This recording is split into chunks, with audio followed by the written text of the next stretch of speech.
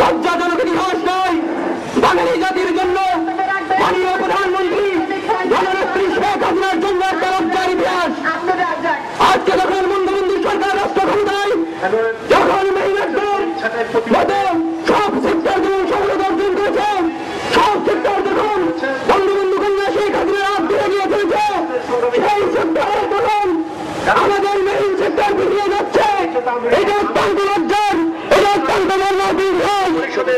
সমন্বয়কারী আজকে আপনি উপস্থিত হয়েছেন, যারা উপস্থিত হয়েছেন এদের দিকে তাকিয়ে দেখেন, তারা এক একটা নিরীহ সন্তান, প্রত্যেকটা সন্তানের এক একটা সন্তান ছিল, প্রত্যেকটা সন্তানের এক একটা গৌরবোজ্জ্বল ইতিহাস থাকার কথা ছিল।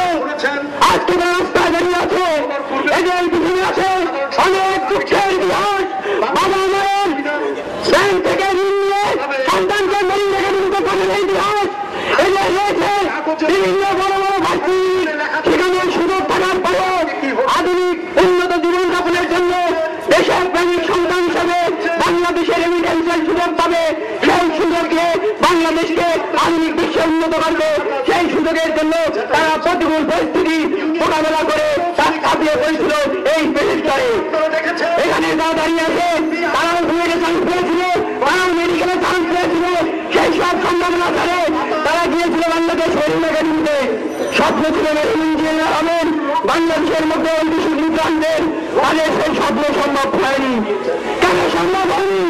বাংলাদেশের প্রশাসনকে সেই জবাব দিতে হবে।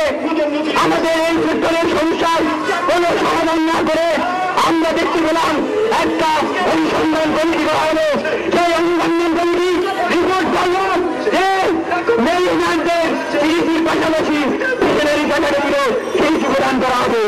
আমরা জানলাম সেই কমিটি তার কাছ থেকে অনুসন্ধান করেছে, তার কাছ থেকে রিপোর্ট দিয়েছে কিভাবে তারা এই দাবি করে বাংলাদেশ মেরিন একাডেমিতে শিক্ষা অনুষ্ঠান তা ইন্টারন্যাশনাল মেরিটাইম অর্গানাইজেশন আইএমও থেকে পাশকৃত।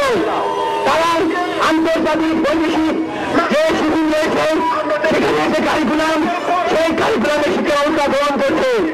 আর ওই মিশনারি একাডেমি তারা শিক্ষা ব্যবস্থা বাংলাদেশের শিক্ষা মন্ত্রণালয়ের আন্ডারে, এর সঙ্গে আন্তর্জাতিক শিক্ষা ব্যবস্থার কোন সম্পর্ক নেই। তাদের আমরা জানি, তারা এই মেডিকেল সেক্টরে যারা তারা জানে, তারা এই সহযোগিতা করছে তাদের হাতে ছুরি দিয়ে বিশ্ববাজারে বাংলাদেশের মার্কেট শেষ করে দেওয়ার জন্য। সেই জবাব আপনাদের দিতে হবে।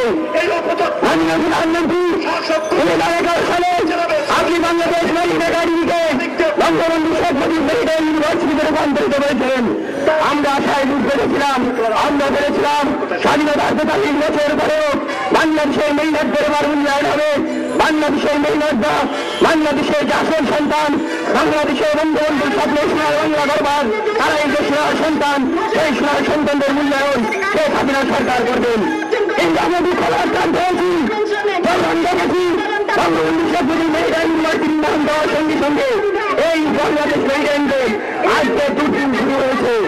তারা বিভিন্ন দেশের ভিসা বন্ধ হয়েছে। আজকে দুবাইতে বাংলাদেশ মেরিনারদের ভিসা দেওয়া হচ্ছে না। আজকে সিঙ্গাপুরে এখানে ইন্ডিয়ানদের কোনো ভিসার প্রয়োজন হয় না। আজকে ইন্ডিয়ানদের যেখানে উত্তর কোরিয়ায় জাপানে কোনো ভিসার প্রয়োজন হয় না, সেখানে বাংলাদেশে প্রতি পদে পদে বাধাগ্রস্ত করা হচ্ছে, ভিসা দেওয়া হচ্ছে না।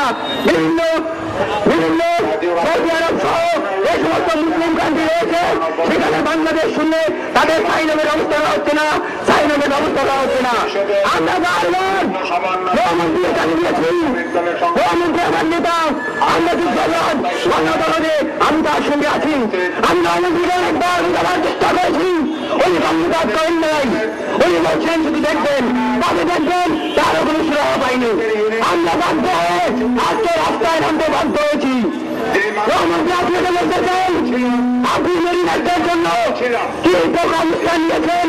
আমরা আপনার কোন দৃশ্যমান কর্মকাণ্ড আমাদের জন্য কোন ভালো হয় এমন কোন বিশেষ ঘোষণা আপনার কাছ থেকে আমরা এখনো পাইনি। আপনি রাষ্ট্র ক্ষমতা দখল করবার পরে বাংলাদেশে 78টি পতাকা বাহিনী যাওয়া ছিল। আপনি 2008 সালে ক্ষমতা নেওয়ার পরে আজকে 2016 সালে বাংলাদেশের পতাকা আমাদের চুলটা বেরিয়ে থেকে মাত্র 30 মিনিট। আপনি কি উন্নয়ন করেছেন?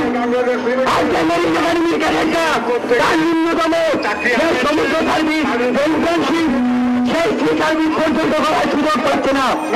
আজকে যদি বাংলাদেশ সিভিল কর্পোরেশন আজকে যদি কার্যকর থাকতো তাহলে কমপক্ষে 100 থেকে 160 জন ক্যাডেট তাদের ডিজাইন কমপ্লিট করে ব্যাচেলার ডিগ্রি অর্জন করার সুযোগ ন্যূনতম ভাবে পাইত। আপনি সেই সুযোগে হাতছাড়া করে দিয়েছেন। বাংলাদেশ সিভিল কর্পোরেশন যে কোম্পানি 1971 সালে